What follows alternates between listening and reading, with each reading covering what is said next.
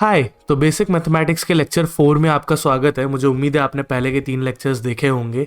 अगर नहीं देखे हैं तो उसके बाद ही आइएगा यहाँ पे। तो लास्ट लेक्चर में हमने सबसेट तक का डिस्कशन किया था। मैं एक बार दोबारा रिवाइज करा दूं।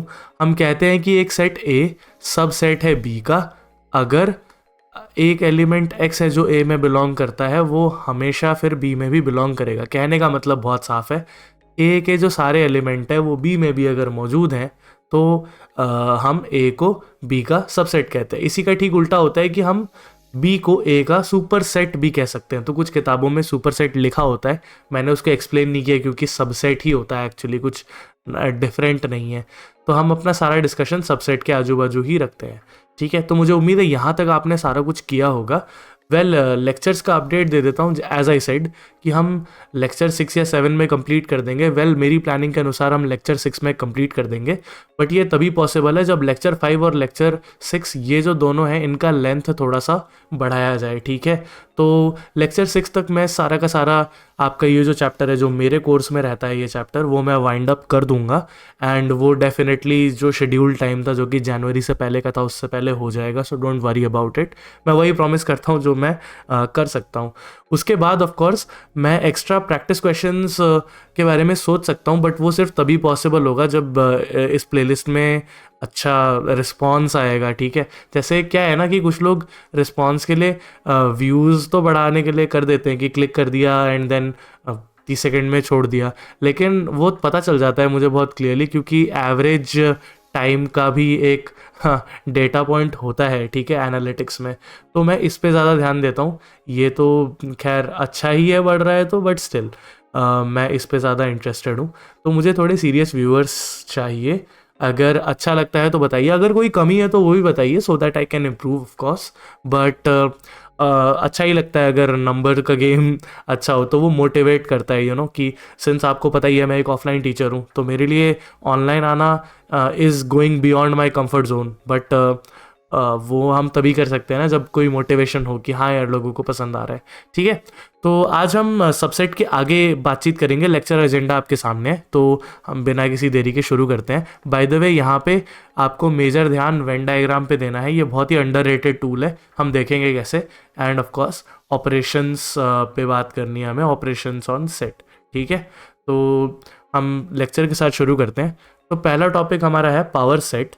देखिए, हमने सब सेट जब पढ़ा था तो हम क्या करते हैं कि मान लीजिए कोई सेट ए है, इसके हमने सब सेट्स बनाए।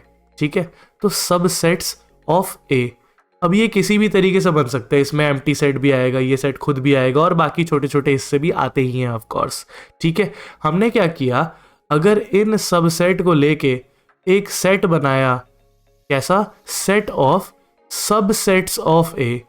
ठीक है, क्या किया हमने, सबसे पहले हमने एक सेट के साथ शुरू किया, सेट ए, फिर उसके सबसेट्स बनाए एंड देन ये जितने भी सबसेट थे इनको लेके एक सेट बना दिया।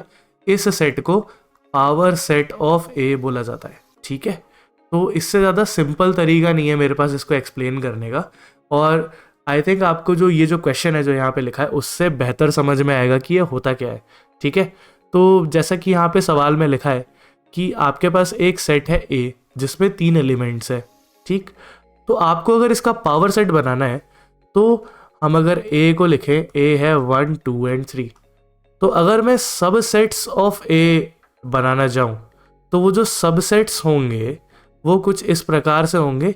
क्या, एम्प्टी सेट हमेशा एक सबसेट होता है, वो सेट खुद भी हमेशा अपना सबसेट होता है। ठीक है, ये हमने पिछले लेक्चर में देखा था कि empty set is a subset of every set and every set is a subset of itself. ठीक है, तो ये दो चीज़ें, एक बार क्या हो सकता है कि एक सेट हो जिसमें सिर्फ 1 हो, ऐसा ही सिर्फ 2 वाला भी हो सकता है, सिर्फ 3 वाला भी हो सकता है। अब क्या हो सकते हैं कि एक सेट हो जिसमें 1 और 2 हो, दूसरा सेट हो जिसमें 1 और 3 हो, एंड फाइनली एक सेट हो जिसमें 2 और 3 हो, और कोई सेट रह गया है, और कोई सेट रह गया है, तो एक और सेट रह गया है। इधर कितने हुए, 1 2 3 4 5 6 7 8, 1 2 3 4 5 6 7 8। ठीक है, तो ये आपके जितने भी सेट है हो चुके, इसके अलावा और कुछ नहीं बना सकते। हम 3 वाला बनाएंगे तो 1 3 2 बना सकते हैं, बट 1 3 2 और 1 2 3 सेम ही होता है, क्योंकि मैंने आपको बोला था कि सेट में ऑर्डर मैटर नहीं करता, है ना। तो ये तो सबसेट्स हो गए, लेकिन हम एक काम ये भी तो कर सकते हैं, हम इस पूरे का एक सेट बना सकते हैं, एक सेट जिसके अंदर सारे सबसेट्स हो ए के। तो इसे हम क्या बोलेंगे, सेट ऑफ सबसेट्स ऑफ ए। और एक्चुअली इसे ही पावर सेट ऑफ ए, जिसे रिप्रेजेंट किया जाता है पी ऑफ ए से, मैं यहाँ भी लिख देता हूँ, पावर सेट ऑफ ए को रिप्रेजेंट करते हैं पी ऑफ ए से। इसमें आएगा एम्प्टी सेट, वो सेट खुद, सिंगल वाले सेट्स, सिंगल एलिमेंट वाले सेट्स जिसे हम सिंगल टन सेट कहते हैं, उसके बाद 2 एलिमेंट्स वाले सेट, कुछ बुक्स में इसे डबल टन लिखा जाता है, बट ज़्यादातर आप इसे 2 एलिमेंट्स वाला सेट ही बोल लीजिए, और 3 एलिमेंट वाला एक ही सेट हो सकता है। तो ये आपका पावर सेट ऑफ ए हो गया, ठीक है। मुझे उम्मीद है आइडिया आपको समझ आया होगा। सेट लीजिए, उसके सबसेट्स बनाइए, अब उनके सबसेट्स को आपने एक सेट में डाल दिया तो उसे ही पावर सेट ऑफ ए बोला जाता है। अब चलिए एक इम्पॉर्टेंट नोट की बात कर लेते हैं। नोट जो है वो काफ़ी इम्पॉर्टेंट है। वो ये कहता है कि अगर सेट ए में मान लो कि एक फाइनाइट सेट है जिसमें कि क्यू एलिमेंट्स है, ठीक है। तो हम इसे लिखते हैं तो इस बात को ऐसे लिखा जाता है एन ऑफ ए। इसे कार्डिनैलिटी ऑफ ए भी बोला जाता है, ऑर्डर ऑफ ए भी बोला जाता है, इस पर भी पहले बात हो चुकी है वैसे। तो एन ऑफ ए अगर क्यू है, यानी कि ए में क्यू एलिमेंट्स है, क्यू कोई भी एक नंबर है, तो अगर हम n of power set of A की बात करें, यानी कि उसके कितने सब सेट बनेंगे अगर इसकी बात करें, तो वो होगा 2 टू द पावर क्यू, ठीक है। तो ये याद रखने वाली बात है। अगर आप इसका प्रूफ चाहते हैं मैं तो कर दूंगा, लेकिन इसके लिए हमें बाइनोमियल थ्योरम की ज़रूरत पड़ेगी, ठीक है। सिंस ये पढ़ाया नहीं गया मेरे द्वारा तो मैं इसको यूज़ नहीं करना चाहता, बट स्टिल अगर किसी को खुजली हो रही हो तो वो हम बात कर सकते हैं सिंपल कि बाइनोमियल थ्योरम में एक थ्योरम आती है जिसमें एक थ्योरम नहीं, एक रिजल्ट आता है रादर, जिसमें ऐसा कुछ लिखा होता है कि QC0 plus QC1 plus QC2, ये एंड सो ऑन अगर चलता जाए QCQ तक, तो ये आएगा 1 + 1 का पावर Q, और यही 2 का पावर Q है। अब ये C क्या है, C का मतलब है कॉम्बिनेशन, और इस समान का मतलब होता है कि Q एलिमेंट्स में से कोई भी एलिमेंट नहीं लिया गया तो वो कितने तरीके से सेट बनाया जा सकता है, एक ही तरीके से बनाया जा सकता है जो कि एम्प्टी सेट आता है। फिर Q एलिमेंट्स में से एक एलिमेंट सेलेक्ट किया गया, वो कितने तरीके से बनाया जा सकता है, वो Q तरीकों से बनाया जा सकता है। तो ऐसे ही अगर चलता जाए तो हम क्या है, एक एलिमेंट सेलेक्ट करें, फिर हम 2 एलिमेंट सेलेक्ट कर सकते हैं, 3 कर सकते हैं, मैक्सिमम कितने Q तक कर सकते हैं। तो ये जो है ये बाइनोमियल थ्योरम का रिजल्ट होता है कि वो ये बनेगा, और ये आपको पता ही है यही ऊपर वाला बन जाएगा, ठीक है। तो अगर प्रूफ की बात करें तो वो कुछ इस तरीके से होता है। बाकी अगर नहीं समझ आता कोई दिक्कत नहीं है, हमें मेनली इस रिजल्ट से मतलब है कि अगर एक सेट में कुछ Q एलिमेंट्स है तो उसके पावर सेट में 2 to the power Q elements होंगे। अब इसका जो यूज़ है वो अगले क्वेश्चन में है, तो आप अगले क्वेश्चन में ज़रा देख लीजिए कि होता क्या है। क्वेश्चन में लिखा है कि फाई डिनोट कर रहा है नल सेट को, ठीक है। नल सेट यानी कि जिसमें कुछ भी नहीं होता है। तो हमें बोला गया है कि P ऑफ फाई यानी पावर सेट ऑफ फाई बनाया जाए। तो अगर हम पावर सेट ऑफ फाई बनाएं, फाई में 0 एलिमेंट्स है, तो हमें इस थ्योरम से पता है कि इसमें 2 टू द पावर 0 यानी कि एक ही एलिमेंट होगा, ठीक है। तो ये रफली आपको करना है अपने माइंड में, अगर पूछा नहीं जा रहा तो रफली कीजिएगा। तो इसमें अगर एक एलिमेंट होगा तो क्या होगा, हमें पता है कि हर सेट का सबसेट वो खुद होता है, तो फाई का सबसेट भी तो फाई होगा, इस पर भी बात हो चुकी है पहले, ठीक है। तो एक ऑब्वियस एलिमेंट होगा फाई, और दूसरा वो सेट खुद होता है, बट देन अगेन एक सेट में हम एक एलिमेंट को एक ही बार लिखते हैं, तो यही 2 सेट हो सकते हैं। और इसके अलावा क्या होता है, एक एलिमेंट वाला सेट, वेल इसमें कोई एलिमेंट है ही नहीं तो आप ऐसा कोई सेट नहीं बना सकते। तो यही इसका आंसर है कि आपको पावर सेट ऑफ फाई में सिर्फ एक ही एलिमेंट मिलेगा जो कि है इसका एकमात्र सबसेट, जो कि ये खुद है, ठीक है। तो मुझे उम्मीद है आइडिया समझ आ रहा होगा। ये आइडिया अगर नहीं समझ आया वो पार्ट दोबारा से रिवाइंड करके देख लीजिएगा, बहुत सिंपल है। और by the way pen paper लेके बैठेंगे, खुद ट्राई करेंगे तो हो भी जाएगा। इसके बाद हमें पावर सेट ऑफ फाई बनाना है। ध्यान रखिएगा ये जो पावर सेट ऑफ फाई है यही ऊपर आप बना चुके हो। तो हमें एक्चुअली करना क्या है कि हमें P ऑफ एक सिंगलटन सेट बनाना है। अब अगर एक सेट में एक ही एलिमेंट है तो इसके पावर सेट में 2 का पावर 1 यानी कि 2 एलिमेंट होंगे। तो अगर 2 एलिमेंट होंगे तो वो कौन से हो सकते हैं? ऑब्वियसली पहला तो आपको वही एलिमेंट डालना होता है जो कि है नल सेट। वही एलिमेंट का मतलब वो नहीं है कि उसको खुद को डालिए, ठीक है। पहला सबसेट जो होता है वो हमेशा नल सेट होता है। तो ये हमेशा इस बात को एकदम फॉर्मूला जैसे आप याद रखते हो ना वैसे ही कुछ याद रख लेना। इसके अलावा जो सेकंड सबसेट होता है हर बार वो होता है वो सेट खुद, ठीक। अब आपको 2 ही सेट चाहिए थे, आपको पता है क्लियरली ये बात, तो ये पावर सेट यही खत्म हो जाएगा, ठीक है। तो मुझे उम्मीद है कि आइडिया समझ पा रहे होंगे। अगर आप और कोई एलिमेंट बनाना भी चाहें तो आप बना नहीं पाएंगे। क्यों? क्योंकि एक एलिमेंट, एक तो 0 एलिमेंट वाला सेट बनाना था वो आपने ये बना लिया, ठीक है। एक 1 एलिमेंट वाला बनाना था वो आपने ये बना लिया। 2 वाला कैसे बनाओगे? सेट में खुद ही एक एलिमेंट है, ठीक है। तो वैसे भी आप यहीं पे पहुंचोगे। अगर ये थ्योरम याद है तो बेहतर हो सकता है काम, ठीक है। अच्छा, तीसरा क्या है? Power set of power set. इतना तो हम बना चुके हैं बाय द वे ऊपर, जिसमें 2 एलिमेंट थे। इसके पावर सेट में कितने एलिमेंट होंगे ये बात करनी है। अब जब हमने ये सेट बनाया जो कि था पावर सेट ऑफ 5, इसमें हमने देखा कि 2 एलिमेंट है। तो इसका अगर पावर सेट बनाएंगे उसमें 2 का पावर ये जितने एलिमेंट रखेगा वो होंगे जो कि होगा 2। तो देयरफॉर 2 का पावर 2 होगा 4, ठीक है। आप चाहें बाय द वे अगर फ्री होंगे तो घर पे ये बना के भी देख लीजिएगा, आपको 4 एलिमेंट मिल जाएंगे, ठीक है। अच्छा, इसके बाद हमने देखा कि इस पूरे सामान में कितने एलिमेंट थे? इसमें 4 एलिमेंट थे और इसका पावर सेट बनाना है। तो अगर 4 एलिमेंट इस सेट में थे तो इसके पावर सेट में कितने एलिमेंट होंगे? इसके पावर सेट में ऑब्वियसली 2 का पावर 4 एलिमेंट होंगे जो कि होगा 16। तो मुझे उम्मीद है आइडिया आपको बहुत क्लियरली समझ आ रहा होगा, ठीक है। सब कुछ इस नोट पे डिपेंड करता है क्या, कि अगर एक सेट में q एलिमेंट्स है तो उसके पावर सेट में 2 का पावर q एलिमेंट होगा, ठीक है। Of course as I said इसका बाइनोमियल थ्योरम से एक्सप्लेनेशन आता है, बट ये मैंने आपको तब भी दे दिया अगर आपको इसको आगे बढ़ाना है तो, ठीक है। और ये क्वेश्चन एक बार दोबारा देख लीजिएगा अगर आपको दिक्कत हो रही होगी तो, ठीक है। चलिए हम अगले क्वेश्चन की तरफ बढ़ते हैं। तो ये रहा हमारे सामने अगला क्वेश्चन। वेल देख ही सकते हैं आप, ये जेई मेंस 2020 का क्वेश्चन है, ठीक है। तो PYQ भी मेरा यही हिसाब रहता है कि उसको थ्योरी के बीच पे इनकॉर्पोरेट किया जाए, क्योंकि PYQs में कई बार ऐसे भी क्वेश्चंस होते हैं जो कि आगे की कोई थ्योरी यूज़ करते हैं, मिक्स्ड क्वेश्चंस होते हैं। तो इसलिए मैं वही वाले देता हूँ जितना आपको पढ़ा रखा है, जो आपसे हो जाना चाहिए। तो कुछ लोग कहते हैं कि PYQs पे वीडियो बनाइए। वेल वो इसीलिए अभी नहीं बना रहा क्योंकि मेरा स्टाइल नहीं है वो। मैं पढ़ाना पहले पसंद करता हूँ, उसके बाद क्वेश्चंस कराना पसंद करता हूँ। और PYQs वैसे भी बहुत लोग बना ही रहे हैं, ठीक है। तो आप वो तो देख ही सकते हैं। खैर हम क्वेश्चन पे आते हैं। क्वेश्चन में कहा गया एक सेट A है जिसमें m एलिमेंट्स है, m कोई ना कोई नंबर रहा होगा। ऐसे ही B में n एलिमेंट्स है, ठीक है। तो जो चीज़ें गिवन है पहले उसे लिख लेते हैं। आपको A में दिया है number of elements in A m दिया है, number of elements in B n दिया है ना। आपको बोला गया if the number of subsets of A is 112 more than the number of subsets of B। अच्छा, नंबर ऑफ सबसेट्स की अगर बात की जाए तो शायद हमें कुछ ऐसी बात करनी है कि number of power set of A, है ना। पावर सेट ऑफ A ही तो होता है नंबर ऑफ सबसेट्स। तो ये होगा 2 का पावर m।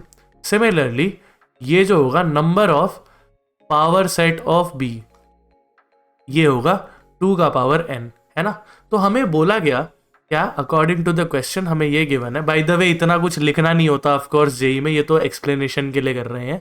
तो इसमें बोला गया कि ए का जो सबसेट्स है वो बी से 112 ज़्यादा है, यानी कि अगर आप ए में से बी के सबसेट्स माइनस करेंगे तो आपको 112 मिलेगा, ठीक है। तो ये है। और आपको बोला गया कि आप m और n की वैल्यू का प्रोडक्ट करके बताइए कि m इंटू n आपका आएगा कितना, है ना। अच्छा, अब यहाँ पे जो है आप 2 चीज़ें कर सकते हो। पहला कि आप अलग अलग नंबर डाल के देख लो कि 2 के सारे पावर निकाल के देख लो और देख लो कौन से 2 के बीच में 112 का गैप आता है। बट वो बहुत ही टीडियस प्रोसेस है, मेरे को वो करना पसंद नहीं है। वैसे भी लोग सिखा देते हैं बट मेरे हिसाब से वो आपको नहीं करना चाहिए। कुछ लोग सही भी सिखाते हैं, जैसे मेरे गुरु ने भी सिखाया था, तो मैं भी सीखा ही हूँ, वही सिखा रहा हूँ आपको, है ना। तो दूसरा क्या तरीका हो सकता है कि सबसे पहले इस 112 पे ध्यान अगर दें, हम देखते हैं कि इसमें से 2 का फैक्टर एक तो आएगा ही, दिख ही रहा है क्लियरली ये इवन नंबर है, बट देखते हैं कि कितने आ सकते हैं, क्योंकि दूसरी तरफ हमें 2 के फैक्टर्स दिख रहे हैं, शायद हमारा कुछ कैंसिल वगैरह करने जैसा हो सकता है। तो करते क्या है, इसको 2 से अगर डिवाइड करें, प्राइम फैक्टराइजेशन बोला जाता है इस प्रोसेस को, जिन्हें नहीं पता पर पता है तो बहुत अच्छी बात। 2 5 10 होता है, ठीक है, 1 आएगा, 2 6 12 होता है, तो ये हो गया 56। नेक्स्ट अगर आप 2 से डिवाइड करें इसको, तो पहले ये 8 7 56 होता है, तो क्लियरली आपको दिख रहा होगा कि 2 से और ये 2 बार डिवाइड होगा, पर खैर कर ही लेते हैं साथ में। तो 2 सा 4 है और 2 8 सा 16 है। नेक्स्ट 2 से गया तो ये आया 14, ये फिर 2 से गया और ये आया 7। तो हमें क्लियरली दिख रहा है कि 112 जो है वो है 2 का पावर 4 टाइम्स 7, है ना। अब ये हम क्यों कर रहे हैं, क्योंकि हमें दूसरे तरफ में 2 का पावर 4 दिखाई दे रहा है, 2 का पावर में चीज़ें दिखाई दे रही है। तो हम क्या कर सकते हैं, इन सब में से 2 का पावर 4 कैंसिल भी तो कर सकते हैं। तो उससे बेनिफिट क्या होगा कि ये जो RHS है ये थोड़ा सा सिंप्लीफाई हो जाएगा, ठीक है। तो अगर हम ऐसा करते हैं तो यहाँ पे अगर 2 का पावर 4 गया तो ये तो कैंसिल हो जाएगा और यहाँ पे सिर्फ 7 बचेगा। इसमें से 2 का पावर 4 हम कर देते हैं। हालांकि ये सब चीज़ें मेंटली हो जाएंगी, बट स्टिल सिंस आप यहाँ पे भरोसा करके आए हैं आई गेस, तो मेरे को ये कर ही लेना चाहिए स्टेप्स, ठीक है। हम नेक्स्ट पेज पे चल लेते हैं। तो यहाँ पे आपके पास आएगा 2 का पावर m अपॉन 2 का पावर 4, अपॉन में जो पावर होगी वो माइनस में चली जाएगी। नेक्स्ट यहाँ पे आएगा 2 का पावर n-4 और यहाँ पे आएगा 7, ठीक है। तो ये लॉज ऑफ एक्सपोनेंट्स का यूज़ कर लिया मैंने, लॉज ऑफ एक्सपोनेंट्स भी पिछले लेक्चर में पढ़ा रखा है बाय द वे। तो यहाँ पे आपको दिखा क्या, एक सिंपल सा चीज़ दिखा कि आपका जो क्या बोलते हैं, ये जो LHS है ये इवन है और ये जो RHS है ये ऑड है। ऐसा कुछ तो पॉसिबल होता ही नहीं है, ऐसा कैसे हो सकता है। और मैं ये इवन तब बोल रहा हूँ जब ये दोनों ज़ीरो नहीं है, तब ये इवन होगा ना, क्योंकि 2 की पावर्स तो हमेशा इवन होती है, इवन माइनस इवन इवन होता है। ये भी हम ये सब चीज़ें पहले देख चुके हैं, राइट, बेसिक मैथमेटिक्स के पहले लेक्चर, पहले दूसरे में। तो हम सबसे पहले तो इस चीज़ को सिंप्लीफाई करने के लिए ये काम कर लेते हैं कि हम एक पावर तो यहीं रख लेते हैं, ये माइनस यहाँ कुछ ठीक नहीं लग रहा है, इसे यहाँ ले जाते हैं तो ये प्लस में आ जाएगा। अब देखो यहाँ पे ये चीज़ इवन है और यहाँ पे ये चीज़ ऑड है, अनलेस कि ऑफकोर्स ये पावर्स ज़ीरो हो जाए। बट अगर हम एक सिंपल सा भी गेस लगाना चाहें, या गेस नहीं मतलब एक सिंपल सा भी एनालिसिस करें, तो LHS RHS या तो दोनों को इवन होना पड़ेगा या फिर दोनों को ऑड होना पड़ेगा। और इसके लिए सबसे सिंपल तरीका ये हो सकता है इस वाले पार्ट को इवन बनाया जाए। इस वाले पार्ट को अगर इवन बनाया जाए, क्योंकि यहाँ पे तो इवन होता हुआ दिख ही रहा है और m जो है वो n से बड़ा है, तो इसे हमें कुछ ऐसा नंबर तो हम ले ही नहीं सकते कि ये ज़ीरो हो जाए, क्योंकि अगर m ही ज़ीरो हो गया या m4 हो गया तो ये n के लिए शायद ही हमें कुछ मिल पाएगा, है ना। तो हमें सिंपल सा काम ये करना पड़ेगा कि इस साइड को हमको इवन बनाना पड़ेगा, और इवन बनाने के लिए अगर एक समान ऑड है तो दूसरे को भी ऑड करना पड़ेगा, तभी ऑड प्लस ऑड इवन हो पाएगा, है ना। और इसको अगर आपको ऑड बनाना पड़ेगा तो वो तभी पॉसिबल है जब ये 1 बने, है ना। तो सिंपली इस एनालिसिस के बाद हम ये बात कर सकते हैं कि दिस इज पॉसिबल, या विच इज पॉसिबल लिख देता हूँ, which is possible only when कब 2 to the power n-4 becomes 1। ये कब होगा, जब n-4 becomes 0, क्योंकि anything non zero to the power 0 बन जाता है। तो n आपका आएगा 4। जब n आपका 4 आया, n4 अगर आप यहाँ पे पुट करेंगे तो ये वाला जो टर्म है ये क्या बनेगा, ये 1 बनेगा, है ना। तो मैं सीधा ही पुट कर देता हूँ उसको। तो देयरफॉर इक्वेशन बिकम्स, क्या बनता है इक्वेशन, ये 2 का पावर m-4 है और ये बन जाता है 1 7, तो ये बनेगा 8 जो होगा वो 2 का पावर 3 होगा ऑफकोर्स। तो m-4 2 का पावर 3 होगा, सॉरी 2 का पावर 3 नहीं होगा, सिर्फ 3 होगा, और m जो होगा वो 7 हो जाएगा। तो आपके पास m और n की वैल्यू आ गई। इन दोनों को अगर आप मल्टीप्लाई करो, m इंटू n चाहिए था हमें, तो 7 4 28 हो जाता है। तो देयरफॉर यहाँ पे जो आंसर आएगा वो 28 आएगा, ठीक है। अच्छा, तो मुझे उम्मीद है कि आपने ये स्टेप्स सारे के सारे फॉलो किए होंगे कैसे करना है। अगर आपको यहाँ पे दिक्कत है तो देखिए बहुत सिंपल सी बात है, अगर हमें LHS RHS चाहिए तो हमें या तो दोनों को इवन बनाना पड़ेगा या दोनों को ऑड बनाना पड़ेगा। इसे इवन बनाना कंपैरेटिवली आसान है, ठीक है, तो इसलिए हमने वो किया है। और 7 तो ऑड है, ऑड प्लस ऑड हम इवन करना चाह रहे हैं, बेहतर रहेगा। दूसरा, 2 की सिर्फ एक ही पावर ऑड होती है, तो अगर आप दोनों साइड को ऑड बनाने गए तो अगर आपने इसे ऑड बनाया, इसे ऑड बनाया, यानी कि आपको m को 4 रखना पड़ेगा। m को जैसे ही 4 रखा, ये आया 1, और यहाँ पे क्या आएगा, यहाँ पे आएगा 2 का पावर n-4। ये 7 इधर जाएगा, ये माइनस का 6 बनेगा, आई मीन माइनस का 7 बनेगा, जो कि ओवरऑल माइनस का 6 बनेगा। अब ये माइनस का 6 आप इसे कैसे सॉल्व करेंगे वो आप ही जानते होंगे, करके देख लीजिएगा बाय द वे, वहाँ से कुछ अटपटा सा ही आंसर आएगा।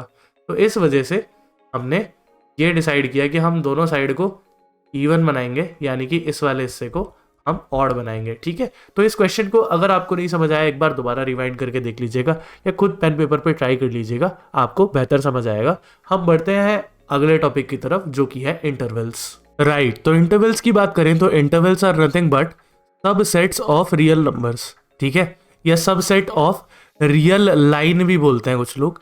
मैं सिंपली इसे सबसेट ऑफ आर बोल देता हूँ। याद रखिएगा, आर जो है, मैंने पहले लेक्चर में बता रखा था कि आर जो होता है वो सेट ऑफ रियल नंबर्स को बोला जाता है। You know, set of real numbers को डिनोट करने के लिए आर यूज करते हैं, R for real of course. Q जो है वो सेट ऑफ रैशनल नंबर्स को डिनोट करने के लिए यूज किया जाता है, और जेड जो होता है वो इंटीजर्स के लिए यूज किया जाता है। कुछ बुक्स में इसकी जगह पे आई बना देते हैं, बट मैं जेड प्रेफर करता हूँ। हायर मैथमेटिक्स में भी जेड यूज किया जाता है ज़्यादातर, और नेचुरल नंबर्स के लिए आप एन का इस्तेमाल करते हैं, ठीक है। इसके बारे में पहले भी बात हो चुकी है, जस्ट एक रिकैप था ये।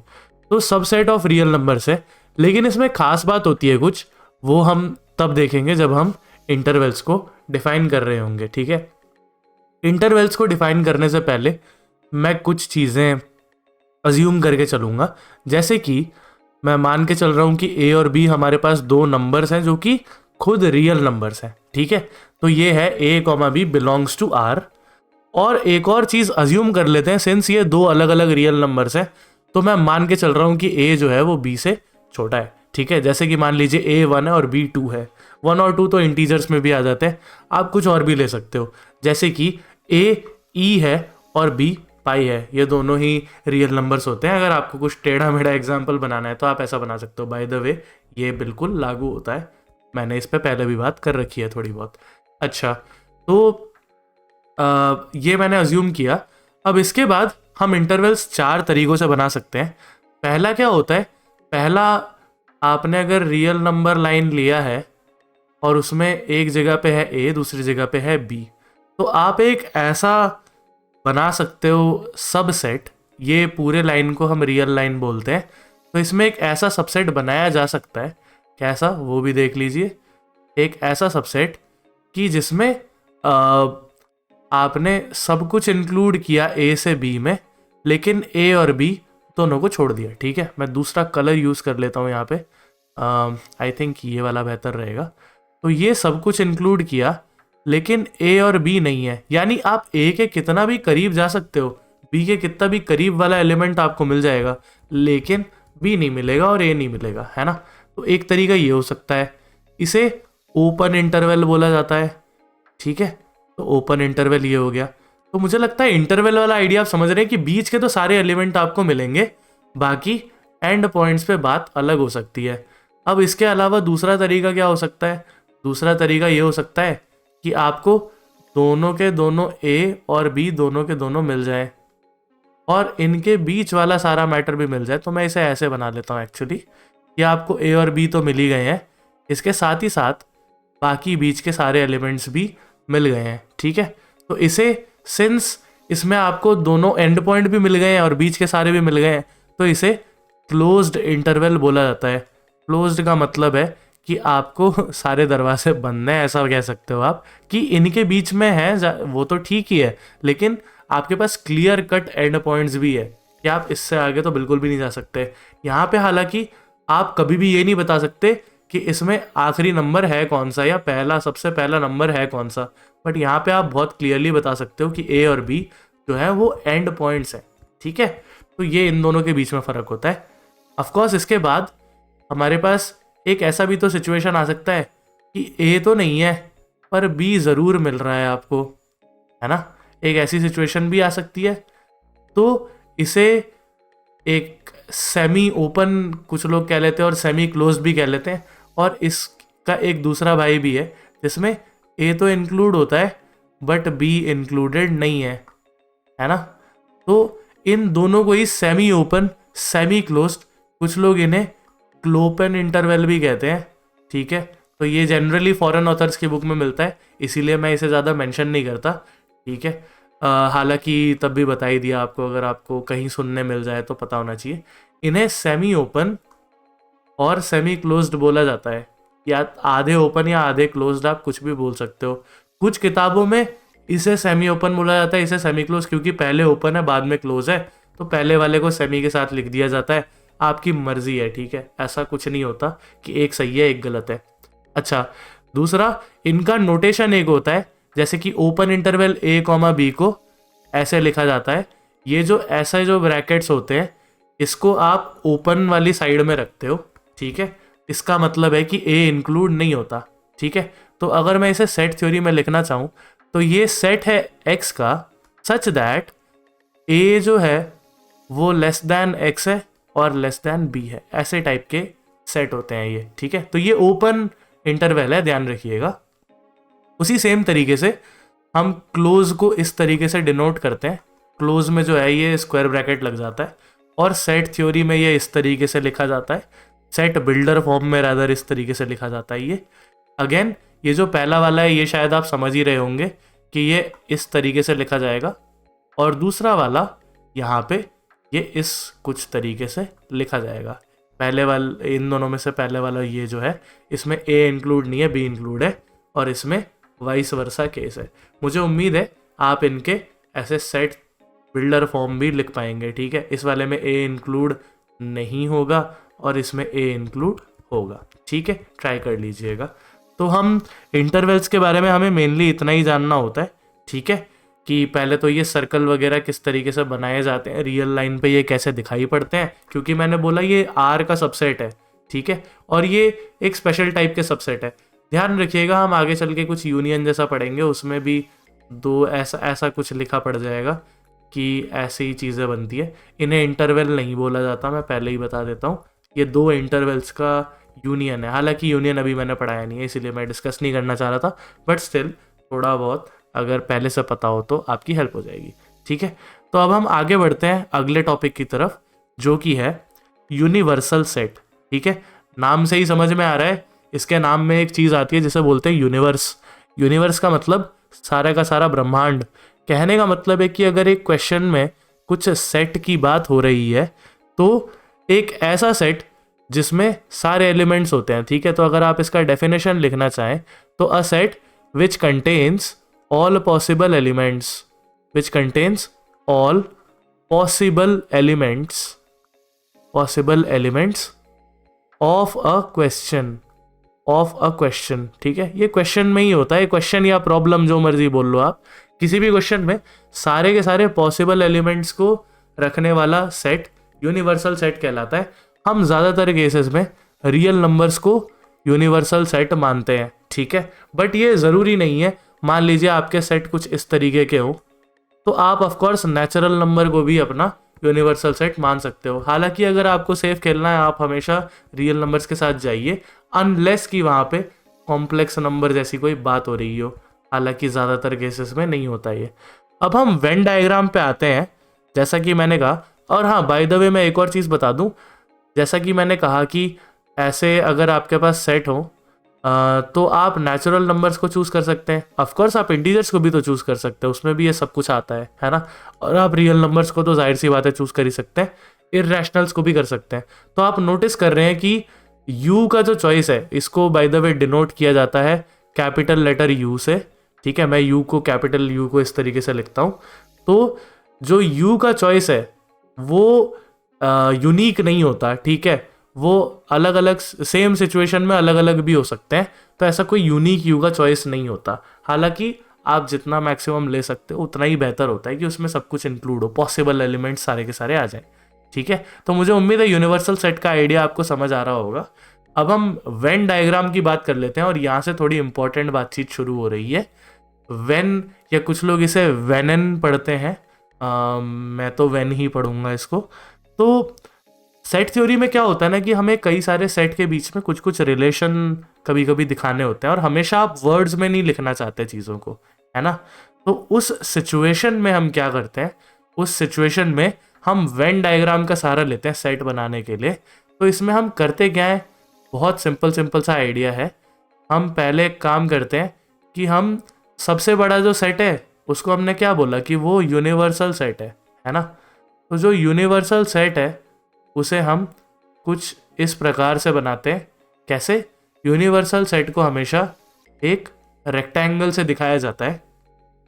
इसके अलावा इसके अंदर जितने भी सेट होंगे, मान लो कि ए बी सी ऐसे कुछ सेट हैं, ठीक है, तो उन सेट को सिंस वो इसके अंदर है तो जाहिर सी बात है वो इसके अंदर बनाए जा रहे हैं। तो ये मान लीजिए एक सेट ए हो गया, यानी कि इसके जितने भी एलिमेंट्स हैं वो यू में भी मौजूद होंगे, राइट। तो A is a subset of you. उसी सेम तरीके से मान लीजिए मैंने बी ऐसा बना दिया और सी कुछ ऐसा बना दिया, तो आप क्लियरली नोटिस कर पा रहे हैं ए और बी के बीच में कुछ कॉमन एलिमेंट्स हैं, बी और सी के बीच में कुछ कॉमन एलिमेंट्स हैं, और सी और ए के बीच में भी कुछ कॉमन एलिमेंट्स हैं, और इन तीनों के बीच में भी कुछ कॉमन एलिमेंट्स हैं।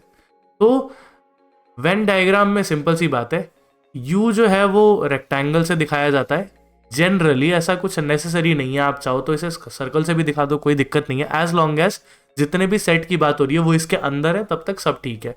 और जो हम सेट होते हैं, सेट को हम सर्कल्स से डिनोट करते हैं। और अगर कभी एलिमेंट्स को डिनोट करना हो, मान लो मैं कह रहा हूँ कि बी में एक एलिमेंट रखा है 1, तो हम उसे पॉइंट से डिनोट करते हैं। हालांकि वेन डायग्राम में जनरली ये पॉइंट्स वगैरह नहीं बनाए जाते, बट स्टिल किसी किसी किताब में अगर आपको दिख जाए तो आपको डरना नहीं है कि ये पता नहीं क्या हो रहा है, मास्टर ने नहीं पढ़ाया, ऐसा कुछ नहीं है, ठीक है। तो ये जो ऐसा जो रिप्रेजेंट करने का तरीका होता है, आप इसको एक तरीके से कह सकते हो कि इट इज़ अ ग्राफिकल नहीं बोलना चाहिए, विजुअल रिप्रेजेंटेशन, ठीक है। जो विजुअल रिप्रेजेंटेशन होता है, विजुअल का मतलब होता है कि पिक्चर की फॉर्म में जो रिप्रेजेंटेशन करी जा रही है, ठीक है, तो उसे हम लोग वेन डायग्राम कहते हैं, ठीक है। मैं इसे थोड़ा ढंग से लिख देता हूँ जस्ट इन केस, ठीक है। विजुअल रिप्रेजेंटेशन ऑफ सेट्स, ठीक, तो उसे हम वेन डायग्राम कहते हैं। ये काफ़ी यूज़फुल है, हम देखेंगे वैसे अगले लेक्चर में ज़्यादातर देखेंगे, बस इस लेक्चर में भी थोड़ा बहुत दिख जाएगा। अब ऐसी चीज़ें मैं बार बार बनाने में मेरे को बहुत टाइम लगेगा, तो मैंने पहले से ही कुछ बना लिए हैं। तो मुझे लग रहा है कि वेन डायग्राम शायद आपको समझ आ गया होगा, ठीक है। अब हम वेन डायग्राम का थोड़ा सा यूज़ आज देखेंगे और थोड़ा सा यूज़ अगले लेक्चर में देखेंगे, अदरवाइज ये लेक्चर बहुत लेंदी हो जाएगा। तो हम अगले टॉपिक की तरफ बढ़ते हैं जो कि है ऑपरेशंस ऑन सेट्स। ऑलराइट, तो हम ऑपरेशन ऑन सेट की बात करें, ये one of the most important topics है सेट थ्योरी का, जो आप क्लास 11th में पढ़ते हैं। इसके अलावा ऑफ कोर्स और भी होता है कि नंबर ऑफ एलिमेंट्स काउंट करने वाला हिस्सा भी होता है, वो हम नेक्स्ट लेक्चर में देखेंगे ऑफ कोर्स। तो इसे ज़रा सा ध्यान से सुन लीजिएगा। जिस तरीके से हम नंबर्स पे कुछ ऑपरेशन करते हैं, हम उसे बोलते हैं एरिथमेटिक। एरिथमेटिक में क्या होता है, 2 नंबर्स लिए उनको ऐड किया, 2 नंबर्स लिए उन्हें सब्ट्रैक्ट किया, मल्टीप्लाई किया, डिवाइड किया। कुछ केसेस में आप एक्सपोनेंट की भी बात कर सकते हो, हालांकि exponent is not considered to be an arithmetic operation. हालांकि होता तो कुछ नहीं है, वो भी मल्टीप्लिकेशन ही होता है, बुक्स बस अपने अपने तरीके से लिख देती हैं, बट अरिथमेटिक एटलीस्ट ये 4 तो होते ही हैं। उसी सेम तरीके से हम सेट्स को भी कंबाइन करके नए सेट बना सकते हैं। यानी कि एक सेट था ए, दूसरा सेट था बी, इसके बीच में कुछ ऑपरेशन लगाया मैंने और एक नया सेट बना दिया सी, ठीक है। तो हम सेट को कंबाइन करके नए सेट बनाने में इंटरेस्टेड हैं, और यही कहानी है ऑपरेशंस ऑन सेट की, ठीक है। ऑपरेशंस डिफाइन किए गए सेट पे, और यही कहानी है, ठीक है।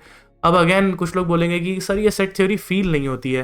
पहले मैं थोड़ा सा इतिहास पे जाऊं तो जो कैलकुलस होता है ना, उसके लिए सेट थ्योरी की बहुत ज़्यादा ज़रूरत होती है। ये कैलकुलस के आइडियाज़ जो है ना, ये बहुत पहले आ चुके थे, ये आर्किमिडीज के पास भी थे बाय द वे। लेकिन जो सेट थ्योरी है ना वो 1800s के आसपास बनी है, और आर्किमिडीज तो कितना 300 समथिंग बीसी या शायद उससे भी पहले, मैं एग्जैक्ट डेट्स पे कोट मत कीजिएगा मुझे, I am not a historian, तो मुझे रफली पता है। तो ये अराउंड 300 बीसी के आसपास की बात हो रही है। तो ऐसा तो होता भी नहीं है कि आप कहानी एकदम क्लियर कट चलेगी, मैथमेटिक्स इस तरीके से डेवलप भी नहीं हुई। देखिए मैथमेटिक्स में सिंपल चीज़ें होती है, आपको डेफिनेशंस याद रखनी पड़ती है, जस्ट लाइक लैंग्वेज में आप अल्फ़ाबेट्स और वर्ड्स याद रखते हैं, है ना, वर्ड्स का मीनिंग भी याद रखते हैं, तो ये चीज़ें याद रखने वाली होती हैं। Then there are some rules जो आपको फॉलो करने होते हैं, इधर जैसे कि ग्रामर होता है। तो एक्चुअली अगर आप ध्यान से देखें तो मैथमेटिक्स है कुछ नहीं, वो एक लैंग्वेज है। जैसे कि आई थिंक गैलीलियो ने भी कहा था ये कि mathematics is the language in which the universe is written, something like that.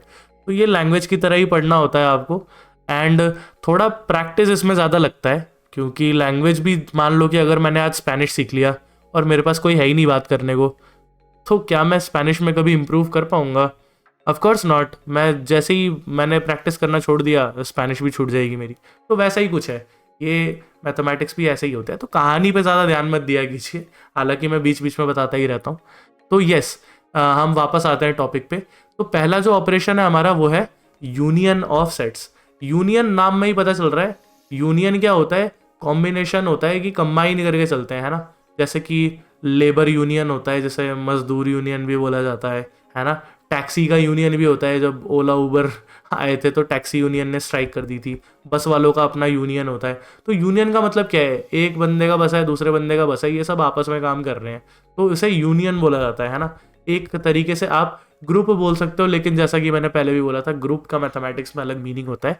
हम इसे एसोसिएशन भी बोल सकते हैं एक तरीके का, यानी कि कंबाइन करके एक बड़ा सा ऑर्गेनाइजेशन या इंस्टीट्यूशन बना दिया गया, वैसा टाइप का। तो यूनियन जो होता है वो हम बोल रहे हैं कि हम दो सेट को कंबाइन करते हैं, तो इसे पढ़ा जाता है ए यूनियन बी। ध्यान रखिएगा ये यू है और ये यूनिवर्सल सेट वाला यू है, ठीक है। तो इसे ए यूनियन बी ऐसा पढ़ा जाता है। और सेट बिल्डर फॉर्म में ज़रा ध्यान से देख लीजिए ये कैसे दिखता है।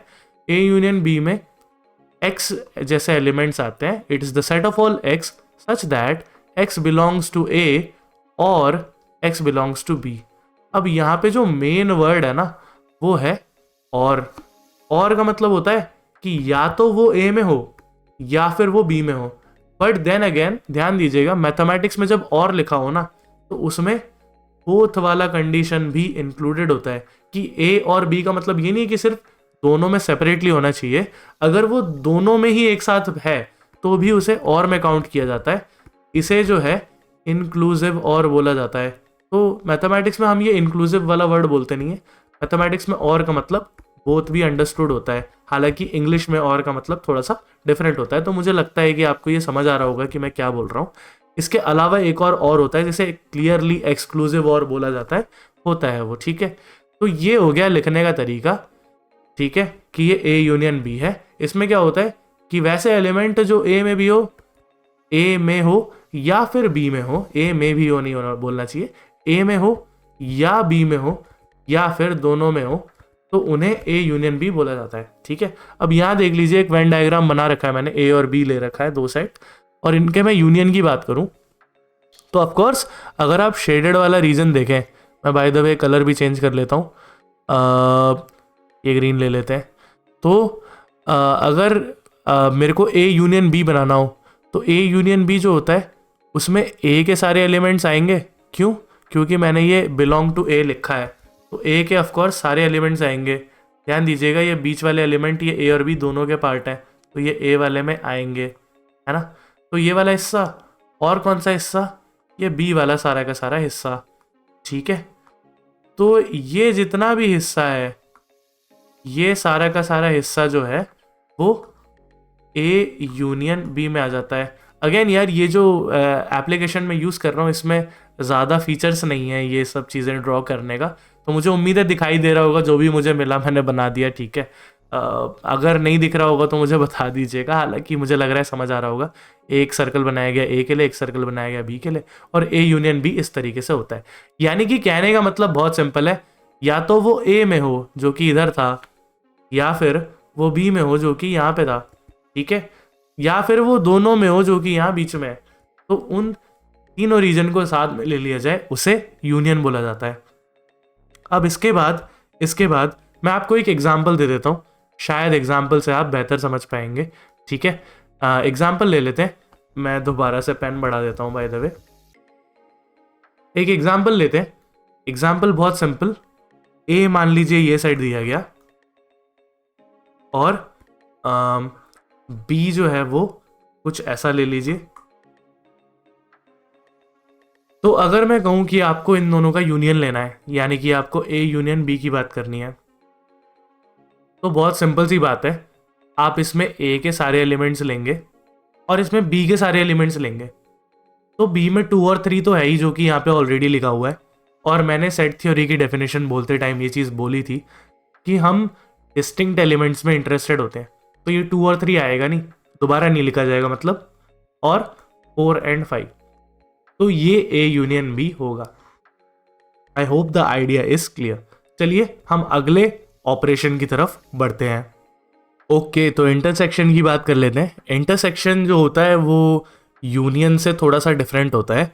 इंटरसेक्शन में जो है हम कॉमन में इंटरेस्टेड है। जैसे कि आपने इंटरसेक्शन ऑफ लाइन के बारे में सुना होगा। इंटरसेक्ट करने का क्या मतलब होता है कि उनके बीच में कुछ एक कॉमन पॉइंट होना चाहिए, और उसी पॉइंट को पॉइंट ऑफ इंटरसेक्शन बोला जाता है ना।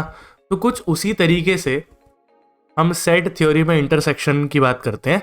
इसे लिखा जाता है ऐसा, ए यूनियन का एकदम उल्टा सिंबल होता है, और बी यानी कि ए इंटरसेक्शन बी पढ़ते हैं इसको, और इसे सेट थ्योरी में कुछ इस तरीके से डिफाइन किया जाता है। It is the set of all x such that x belongs to A and x belongs to B। मुझे लग रहा है कि यहाँ पे आप फर्क देख पा रहे होंगे यूनियन और इंटरसेक्शन के बीच में। यहाँ पे एंड लिखा है।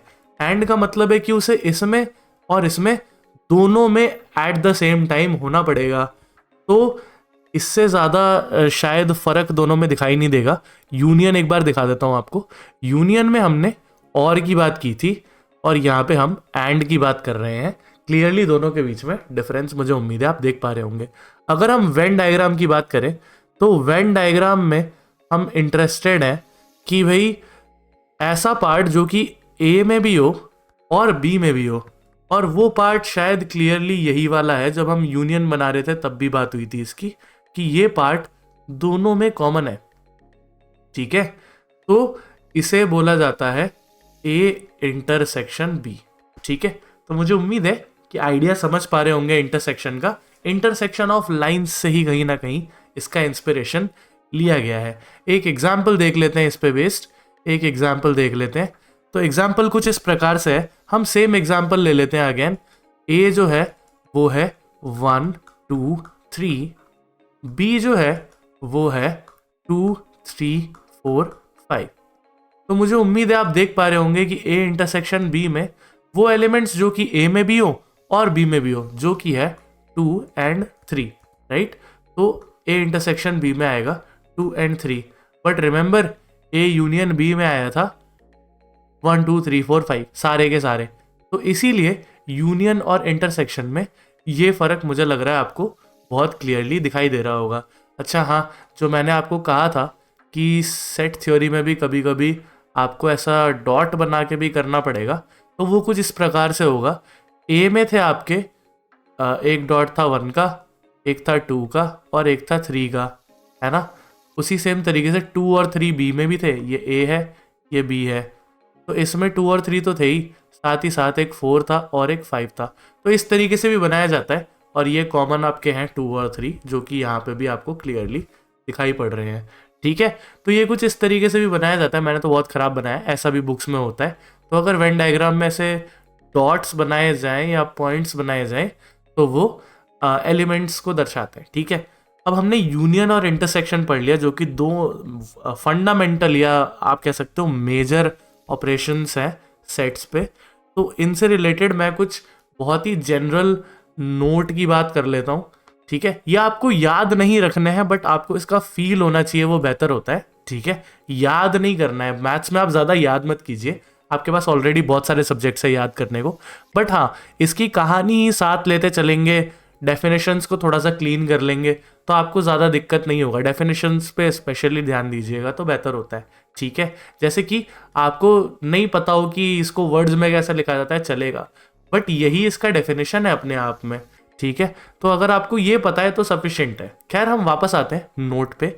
तो पहला नोट है कि ए इंटरसेक्शन पाई, यानी कि एम्प्टी सेट के साथ इंटरसेक्शन करोगे। अब एम्प्टी सेट में खुद कुछ नहीं है, तो इसमें और इसमें कॉमन क्या आएगा, कुछ भी नहीं, है ना। एंड सिमिलरली अगर आप यूनियन के साथ इंटरसेक्शन, यूनिवर्सल सेट के साथ इंटरसेक्शन करते हो, तो यूनिवर्सल सेट में तो पूरा का पूरा ए ही आता है ना। तो यूनिवर्सल में ए के साथ कॉमन क्या आएगा, सेट ए खुद, ठीक है। इसे आप वेन डायग्राम में क्लियरली देख सकते हो, एक ए है और एक यू है। तो ये जो यू है उसमें शायद आप क्लियरली देख पा रहे होंगे कि इस यू और इस ए वाले सेट में यही ए ही सेट है जो कि कॉमन है, ठीक है। तो आई होप कि ये आइडिया क्लियर होगा। चलिए आगे बढ़ते हैं। सेकंड एक नोट देख लीजिए। सेकंड नोट बहुत सिंपल है कि ए यूनियन एम्प्टी सेट की बात करें तो ए है जिसमें और कोई भी नया एलिमेंट नहीं जुड़ रहा, क्योंकि एम्प्टी सेट में कोई एलिमेंट है ही नहीं, तो जो नया सेट आएगा वो भी ए ही आएगा। सिमिलरली अगर मैं ए में यूनियन करूँ यूनिवर्सल सेट का, तो आई थिंक आप समझ पा रहे हैं, यूनिवर्सल में ए तो ऑलरेडी मौजूद ही होगा, तो ए का यूनिवर्सल में ऐड करने से यूनिवर्स पे कोई एक्स्ट्रा चीज़ें तो आ नहीं रही है, तो वो यूनिवर्सल सेट पूरा का पूरा हो जाएगा, ठीक है। तो आई गेस आपको ये आइडिया क्लियर होगा। बाय द वे, मैं एडिंग ऑफ एलिमेंट्स बोल रहा हूँ, उसे इस एडिशन के साथ कंपेयर मत कर लीजिएगा। एडिंग से मेरा मतलब है कि हम और चीज़ें उसमें मिला रहे हैं और चीज़ें उस कलेक्शन में डाल रहे हैं, ठीक है। तीसरा नोट देख लीजिए। एक तीसरा नोट जो है वो है कि ए इंटरसेक्शन बी जो होता है वो हमेशा सबसेट होता है ए का, एंड ए इंटरसेक्शन बी जो होता है वो सबसेट होता है बी का।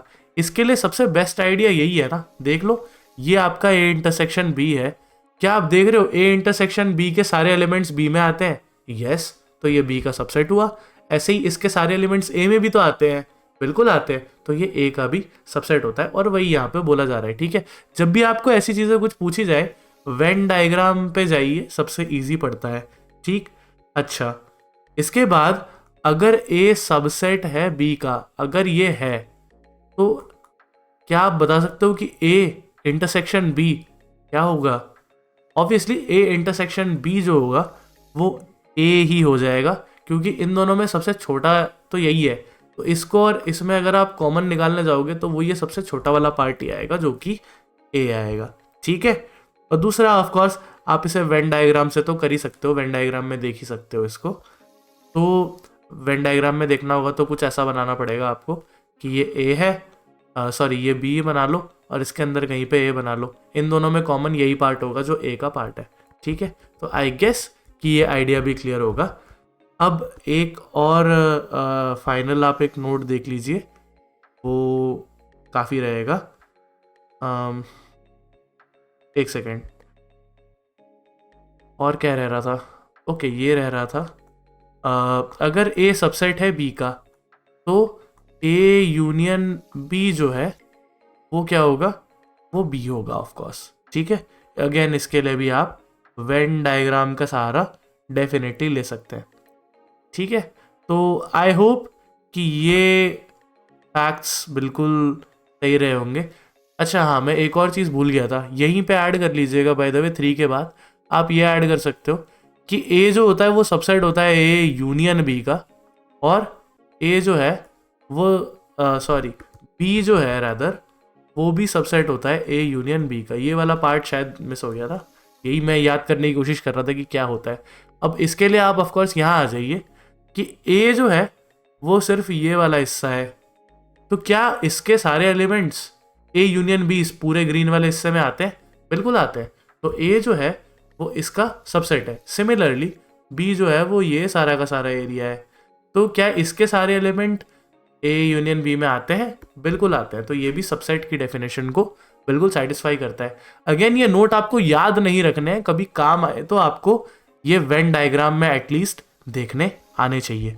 ठीक है, तो आई गेस ये सारा का सारा क्लियर है। अब हम बढ़ते हैं अपने अगले ऑपरेशन की तरफ, जो कि है डिफरेंस बिटवीन टू सेट्स। तो डिफरेंस बिटवीन टू सेट्स की बात करते हैं, तो दो सेट के बीच का जो डिफरेंस है ऑब्वियसली उसे इसी तरीके से लिखा जाता है। ठीक है, कुछ किताबों में इसको ऐसे भी लिखा जाता है। ठीक है, ये उल्टा वाला स्लैश है, आई थिंक इसे बैकवर्ड स्लैश बोला जाता है इंग्लिश में। कंप्यूटर साइंस वाले ज़्यादा बता पाएंगे, forward slash and backward slash. Anyways, तो इसे इस तरीके से भी लिखा जाता है। इसका बहुत सिंपल सा मतलब है कि आपको ए में से वो एलिमेंट हटाने हैं जो बी में है। ठीक है, यानी कि इसका मतलब होता है कि this is the set of all x such that x belongs to A and x does not belong to B. यानी कि आप अगर देखें, इसको कंपेयर करें, ये बहुत कंफ्यूज कर सकता है आपको इसके साथ कि किसमें बी इंक्लूड होता है किसमें नहीं होता है। इंटरसेक्शन का मतलब है कि वो दोनों में इंक्लूड होना चाहिए। और डिफरेंस की बात करें तो सेकंड सेट में जो एलिमेंट है उसे हटाने के बाद जो एलिमेंट आपके बचेंगे वो हम डिफरेंस में काउंट करते हैं। वेन डायग्राम में देख लीजिए, बी में जो है ना वो ये सारा का सारा मैटर है ना, तो हमें ये सारा का सारा मैटर ए से हटाना है। तो ए से ये तो हटाने का कोई मतलब ही नहीं है, वो तो ऑलरेडी है ही नहीं उसमें। आपको मेनली ये वाला हिस्सा हटाना पड़ेगा जो कि इंटरसेक्शन वाला हिस्सा है। तो ये हटाने के बाद आपके पास जो बचेगा वो ये वाला पार्ट होगा जो मैं शेड कर रहा हूँ। ठीक है, तो ये जो हिस्सा होता है, ये थोड़ा सा ज़्यादा चला गया। ओके, तो इसे ए माइनस बी बोला जाता है। अच्छा, सिमिलरली हम इसे बी माइनस ए बोल सकते हैं, है ना। और इसे ही मैं यहाँ कहीं पर डिफाइन भी कर देता हूँ। तो अगर मैं b माइनस ए की बात करता हूँ, यानी कि set difference of b with a, तो ये होता है सेट ऑफ ऑल x। अगर आपको x कंफ्यूज करेगा तो हम यहाँ पे वेरिएबल चेंज कर देते हैं, set of all y such that y belongs to b and y does not belong to a।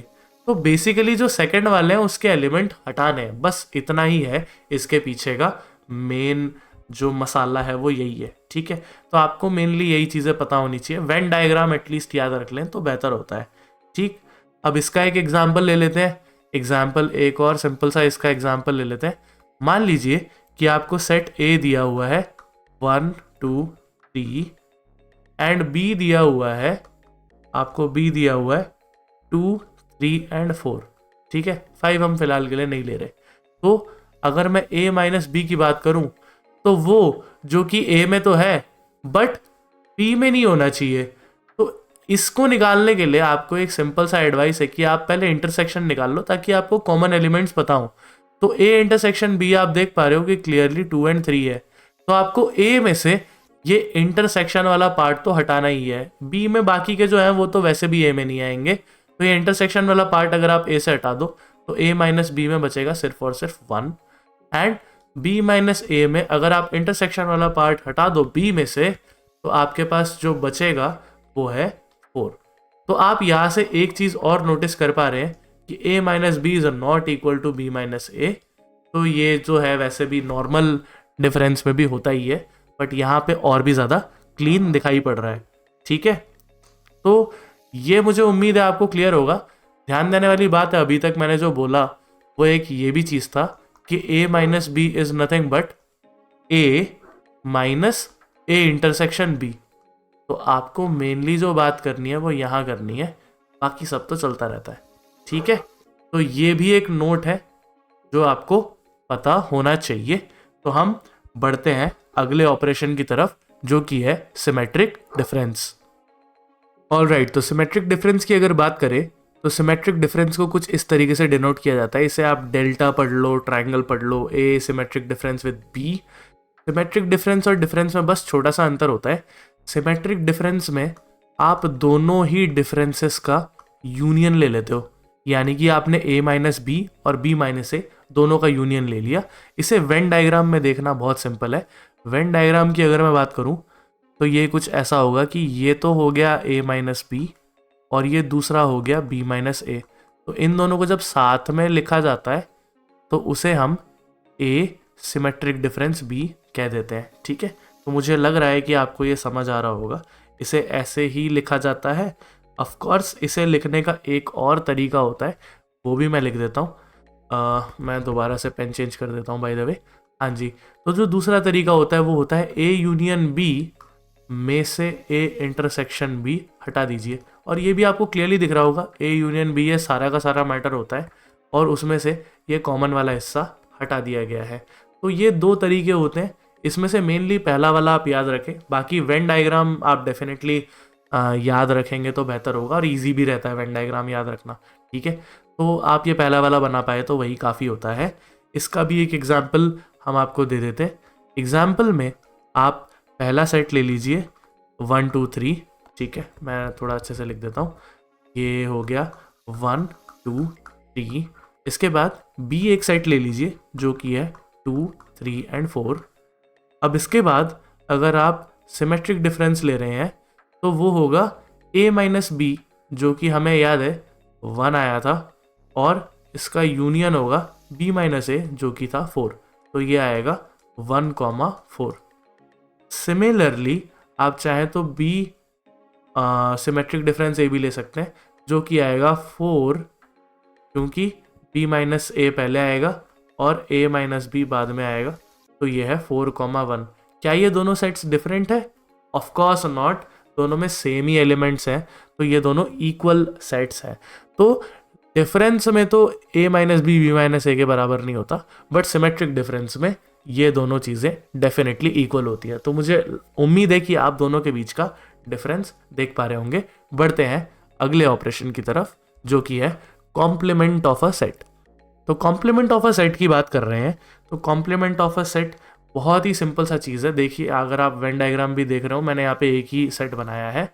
Complement of a set, अगर मान लीजिए एक सेट है ए, तो उसका जो कॉम्प्लीमेंट होता है it is nothing but universal में से ए के एलिमेंट्स को हटा दिया गया है, जो बचेगा वो कॉम्प्लीमेंट होता है, ठीक है।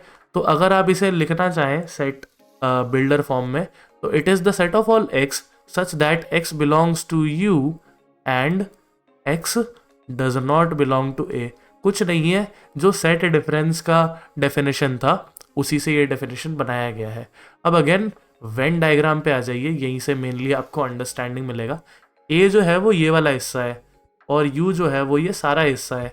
तो आपने बोला यू में से इस वाले हिस्से को हटाना है, तो जो आपने हटाया उसके बाद ये बाहर का जितना भी हिस्सा है वो बच जाएगा, और यही जो होता है वो ए का कॉम्प्लीमेंट होता है, ठीक है, और इसे ही ए कॉम्प्लीमेंट पढ़ा जाता है। अच्छा, कुछ टेक्स्ट बुक में इसे इस तरीके से भी डिनोट किया जाता है, ए प्राइम या ए डैश बोलते हैं इसको, तो वो कोई दिक्कत नहीं है, कॉम्प्लीमेंट का आइडिया चेंज नहीं होता है। तो आप चाहो तो मैं यहीं लिख देता हूँ इसको दोबारा से, ये और ए प्राइम या ए डैश, ठीक है। तो ये होता है। अब अगेन इसका भी एक एग्जाम्पल ले चलते हैं। इसका एग्जाम्पल है, मान लीजिए कि आपको ए सेट दिया गया 1 2 3, end of course universal set वैसे आप नेचुरल नंबर्स भी ले सकते हो, पर यहाँ पे थोड़ा सिंप्लिसिटी के लिए हम एक सिंपल सा सेट ले लेते हैं 5 7। ध्यान दीजिएगा, मैंने जानबूझ के 6 ऐड नहीं किया यहाँ पे। तो अगर हम ए कॉम्प्लीमेंट की बात करें तो हमें करना क्या है, यूनिवर्सल में से ए के एलिमेंट्स हटाने हैं।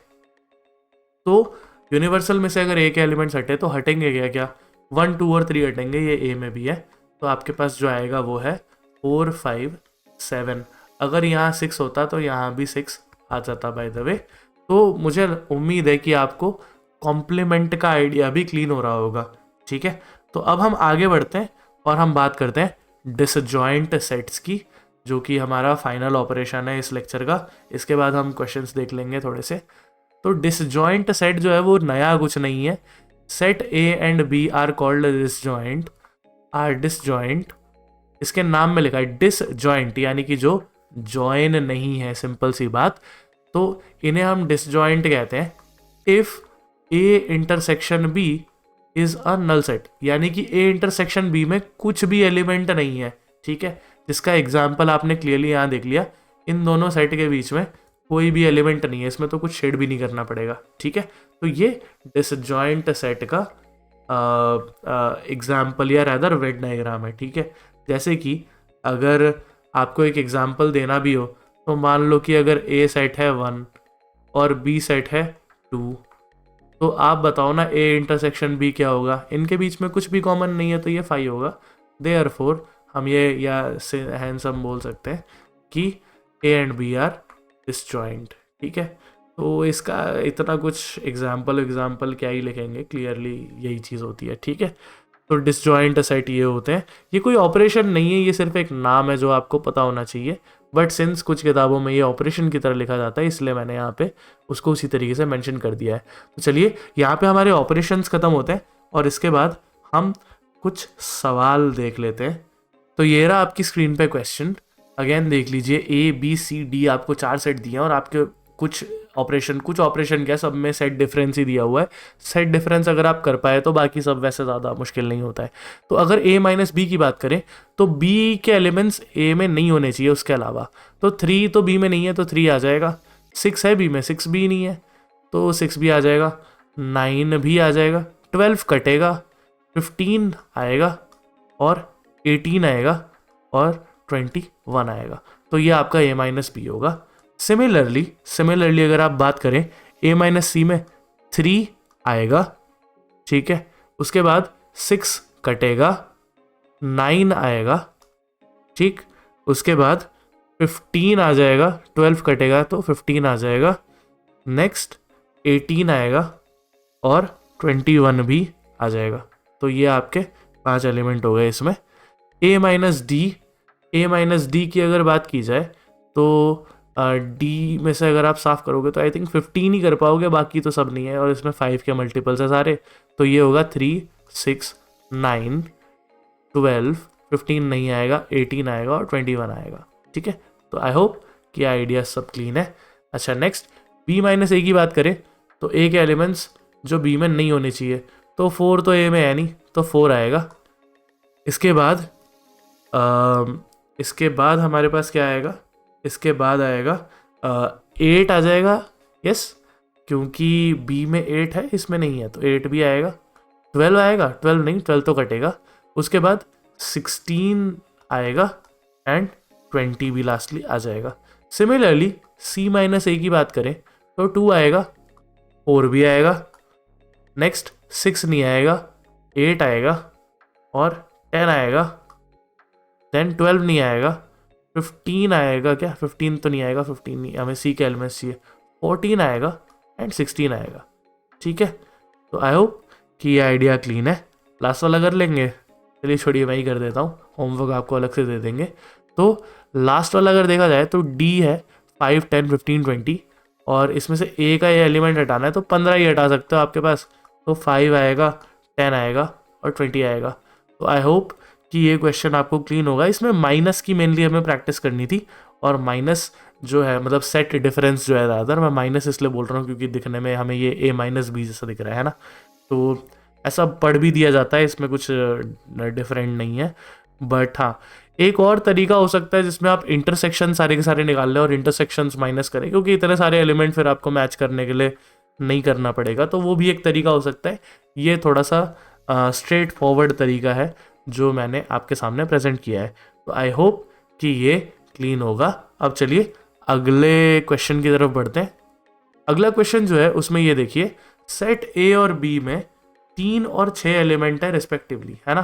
तो हमें दिया जो हुआ है वो मैं लिख लेता हूँ पहले तो, कि एन ऑफ ए जो है वो 3 है और एन ऑफ बी जो है वो 6 है ना।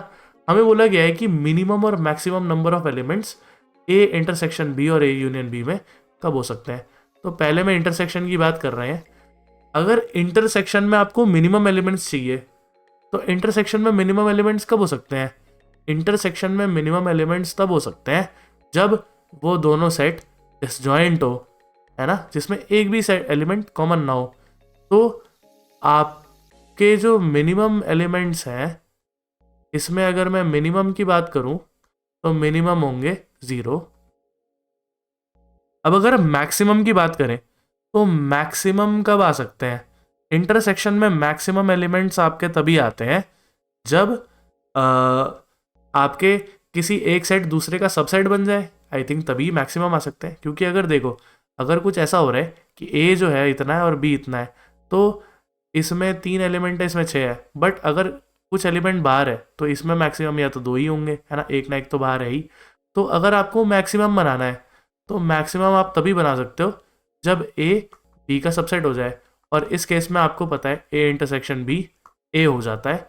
तो देयरफॉर जो मैक्सिमम नंबर ऑफ एलिमेंट्स है ए इंटरसेक्शन बी में वो 3 है। तो आई होप कि आप ये आइडिया समझ पा रहे हो कि ये इसकी क्या बात हुई है, सबसेट की क्यों बात हो गई है। इंटरसेक्शन में मैक्सिमम नंबर्स के लिए एक को दूसरे का सबसेट होना पड़ता है। जनरली छोटे वाला सेट बड़े वाले का सबसेट होता है ऑफ कोर्स। ऐसे ही अगर मैं ए यूनियन बी में बात करूं, ए यूनियन बी में मिनिमम कितने एलिमेंट्स होंगे? ए यूनियन बी में मिनिमम एलिमेंट्स तब होंगे अगेन जब एक दूसरे का सबसेट हो जाएगा, और जब एक दूसरे का सबसेट हो वो तभी पॉसिबल है जब छोटा वाला बड़े वाले का सबसेट हो जाएगा। तो इस केस में ए अगर सबसेट है बी का, तो ए यूनियन बी जो है वो बड़ा वाला सेट हो जाएगा बी, और बी में यहाँ पे 6 एलिमेंट है, तो ऑफ कोर्स मिनिमम जो होता है यूनियन में वो 6 एलिमेंट होंगे। मैक्सिमम कब? जब दोनों डिफरेंट डिफरेंट है तो दोनों के सारे एलिमेंट्स अलग अलग से काउंट होंगे। तो जो मैक्सिमम होगा वो डिसजॉइंट वाले केस में होगा, जो कि 3 + 6 9 एलिमेंट्स हो जाएंगे। ठीक है, तो आई होप कि आइडियाज क्लियर है। अगर नहीं है वीडियो को पॉज कीजिए, दोबारा अटेंड कीजिए, इस बार वेन डायग्राम बना के देख लीजिएगा कि मैक्सिमम और मिनिमम आप कब कर सकते हैं। ठीक है, तब आपको ज़्यादा समझ आ जाएगा। हालांकि मैंने सब कुछ एक्सप्लेन नहीं किया है, रिवाइंड करके देख लेंगे तो भी हो जाना चाहिए। ठीक है, अब हम बढ़ते हैं अगले सवाल की तरफ। अगला सवाल कुछ इस तरीके का है, स्मॉलेस्ट सेट ए बताइए सच दैट कि ये यूनियन करने से आपको ये मिल जाए। अगेन स्मॉलेस्ट सेट क्या हो सकता है? जो एलिमेंट्स पहले से हैं उनके अलावा वाले सारे एलिमेंट्स आप यूनियन में करें। तो अगर हम ए की बात करें तो स्मॉलेस्ट सेट तो यही होगा कि आपके जो बचे हुए एलिमेंट्स थे जो कि एलएचएस में नहीं थे वही वाले आपने दे दिए। तो ऑब्वियसली इसका आंसर होगा 3 5 टाइम, जो कि नहीं है। अच्छा, अब ये वाला क्वेश्चन एक देखिए, इसमें क्या बोल रहे हैं कि -1 से 3 एक इंटरवल दिया हुआ है, ध्यान दीजिएगा, और 0 से 5 एक इंटरवल दिया हुआ है। आपको बताना है कि इनका यूनियन क्या होगा, इंटरसेक्शन क्या होगा, माइनस वगैरह वगैरह। तो हम एक काम करते हैं, सबसे पहले हम इसको बना लेते हैं, उससे थोड़ा आसान पड़ेगा। ठीक, तो सबसे छोटा नंबर जो इन सब में है वो है -1, उसके बाद आता है 0, उसके बाद आता है 3 एंड देन लास्टली 5। ठीक है, तो अगर हम -1, 3 की बात करें तो -1 पे क्लोज्ड है और 3 पे ओपन है, ये ए सेट है हमारा। इसके बाद अगर मैं दूसरा वाला बनाऊं, बी इंटरवल बनाऊं, तो वो 0 पे भी क्लोज्ड है और 5 पे भी क्लोज्ड है। ठीक है, तो ये रिप्रेजेंटेशन हो गया हमारा इन सेट का। तो अब हमें क्या करना है? अब हमें सिंपल सा काम करना है, हमें इंटरसेक्शन निकालना है इन दोनों का। इंटरसेक्शन का मतलब क्या होगा कि इनके बीच में कॉमन क्या होगा। इनके बीच में कॉमन इस रेंज में आएगा जो भी आएगा, है ना। तो ये जो कॉमन है ये क्या है? 0 से 3, लेकिन 3 इंक्लूडेड है क्या? 3 इंक्लूडेड नहीं है, इंक्लूडिंग का पार्ट नहीं है। इंक्लूड तो सिर्फ एक ही सेट में हो रहा है जो कि यहाँ पे होगा, दूसरे वाले में तो इंक्लूडेड नहीं है। तो मुझे उम्मीद है आप ये क्लियरली देख पा रहे होंगे कि ये जो इंटरसेक्शन है वो है यहाँ से यहाँ, और ये वाला पार्ट इंक्लूडेड है। तो मैं इसे लिखूँगा इंटरसेक्शन इज इक्वल टू क्या? 0 जो कि इंक्लूडेड है और 3 जो कि एक्सक्लूडेड है। यूनियन में मतलब इन सबको आपको साथ में लेके चलना है। तो ये तो -1 से लेके -5 है, -1 भी इंक्लूडेड है और -5 भी इंक्लूडेड, ये क्लियरली दिखाई पड़ रहा है यहाँ पे। अच्छा, a - b की बात करते हैं। ध्यान दीजिएगा ये a है और ये b है, तो a - b की यानी कि a के वो एलिमेंट्स जो b में नहीं है। b में ये इंटरसेक्शन वाला पार्ट था, तो a - b आप चाहो तो ये भी यूज़ कर सकते हो, a इंटरसेक्शन b। ठीक है, तो इंटरसेक्शन वाला पार्ट हटा दीजिए a में से, जो कि है 0 से 3 ओपन। अगर आपने ये हटा दिया a में से, 3 ओपन तो वैसे भी नहीं था, तो ये आएगा 0 बाय द वे क्लोज है, तो यानी कि हटाने के बाद 0 नहीं आना चाहिए। तो ये -1 से 0 तक ही आएगा और 0 ओपन रहेगा, ध्यान रखिए, क्योंकि इंटरसेक्शन में है 0 का पार्ट। ठीक, सिमिलरली b - a हम निकाल सकते हैं। b जिसमें a का कोई भी हिस्सा ना हो, ए यानी कि आप इंटरसेक्शन वाला हिस्सा निकाल दीजिए इसमें से। इंटरसेक्शन निकाला तो आपने 0 से 3 निकाला। अगेन 3 जो है वो एक्सक्लूडेड है, तो बी में तो 3 आ सकता है क्योंकि इंटरसेक्शन में नहीं है, तो 3 आएगा इसमें और ये 5 तक जाएगा।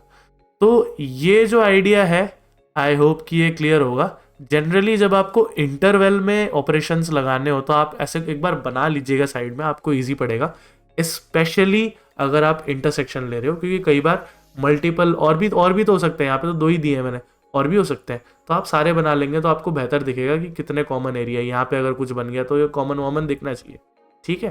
तो इस वजह से ये क्वेश्चन यहाँ पे रखा गया है। अच्छा, एक और चीज़, ये जो सवाल है ये इसलिए भी इम्पॉर्टेंट है क्योंकि ऐसा कुछ हम आगे करेंगे इनइक्वालिटीज़ में, तो ये वाला पार्ट बिल्कुल अच्छे से समझ लीजिएगा, ठीक है। तो हमारे क्वेश्चंस यहीं ख़त्म होते हैं।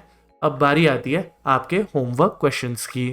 तो ये आपके होमवर्क क्वेश्चन से देख लीजिए। आई मीन ये दिखने में बहुत बड़ा लग रहा है लेकिन उतना कुछ है नहीं, ठीक है। तो ये आपको लेबल करने हैं एंड जैसे कि मान लीजिए ये 1 है, तो आप 1 यहाँ पे कहाँ लिखेंगे, ए भी चाहिए, बी भी चाहिए, सी भी चाहिए, है ना, तीनों का इंटरसेक्शन है, तो क्लियरली ये यहाँ पे आएगा। मैं सारे नहीं बताऊंगा, सारे आंसर्स तो ऑब्वियसली पीछे दिए ही हुए हैं, बट पहले इसे खुद अटेम्प्ट कीजिएगा, उसके बाद ये आंसर देख लीजिएगा, ठीक है। और इसके बाद ये क्वेश्चन नंबर 2 है कि ये जो शेडेड रीजन है ये इसमें से कौन सा हो सकता है। इसका आंसर मैंने नहीं लिखा है क्योंकि फिर यही आंसर लिख दूंगा तो कोई मतलब नहीं है, ठीक है। तो ये वाला आपके लिए सस्पेंस है, आप इसे ट्राई कर लीजिएगा। And thank you so much for watching this video. Please यार सपोर्ट करते रहो अगर अच्छा लग रहा है तो। अगर अच्छा नहीं भी लग रहा है तो मुझे कोई फीडबैक दे दीजिए, कोई दिक्कत नहीं है, ठीक है। मैं पसंद करूँगा कोई भी तरीके का फीडबैक, एज लॉन्ग एज की कंस्ट्रक्टिव क्रिटिसिज्म हो और ट्रोलिंग ना हो फालतू की। मैं यहाँ पे यार काफ़ी कोशिश कर रहा हूँ कि आपको अच्छे से अच्छा कंटेंट, कोटा का कंटेंट मैं ला के दूँ। हालांकि मैं लेक्चर्स का लेंथ बहुत ज़्यादा नहीं रख सकता, अदरवाइज वैसे भी कोई नहीं देखता और भी नहीं देखेगा कोई, तो इसलिए मैं लेक्चर्स का लेंथ थोड़ा सा कम रखता हूँ। हालांकि मैंने पहले ही बोल दिया है अगले 2 लेक्चर्स थोड़े और लंबे होंगे, ये भी थोड़ा सा लंबा आई गेस हो ही गया होगा क्योंकि एक्सप्लेनेशन में मैंने थोड़ा सा टाइम लगा दिया है। But at the end of the day आपको समझ में आना चाहिए, और समझ में आ रहा है तो बस उतना ही बहुत है। तो thank you so much and I hope to see you in the next session. Piece.